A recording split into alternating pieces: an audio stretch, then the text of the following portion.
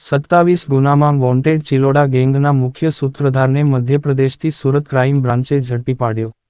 કુખ્યાત વાહન ચોર ચિલોડા ગેંગના મુખ્ય સૂત્રધાર આરોપીને સુરત ક્રાઇમ બ્રાન્ચની ટીમે ઝડપી પાડ્યો છે. આ આરોપી 27 ગુનામાં વોન્ટેડ હતો અને મોજશોખ માટે વાહનોની ચોરી કરતો હતો. સુરત ક્રાઇમ બ્રાન્ચની ટીમે મધ્યપ્રદેશના અલીરાજપુર ઉમરાલી બજારથી 30 વર્ષીય દિનેશ ઉર્ફે દિનુ કેમતા મસાનિયાને ઝડપીને આગળની કાર્યવાહી હાથ ધરી છે. સમયથી સુરત શહેરમાં નાસ્તા પડતા આરોપીઓ પકડવાની ઝુંબેશ ચાલુ છે.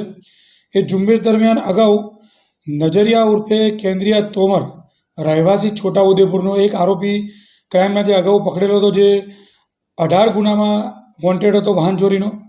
એની પૂછપરછ દરમિયાન એને એક દિનેશ ઉર્ફે હેમતા મસાનિયા, જે સોઠવાનો અલીરાજપુર મધ્યપ્રદેશનો રહેવાસી છે, એની માહિતી અમને આપેલી. એ માહિતીના આધારે ગત તારીખના રોજ અમે નજરિયાને બાતમીના આધારે દિનેશને પકડી પાડેલ છે.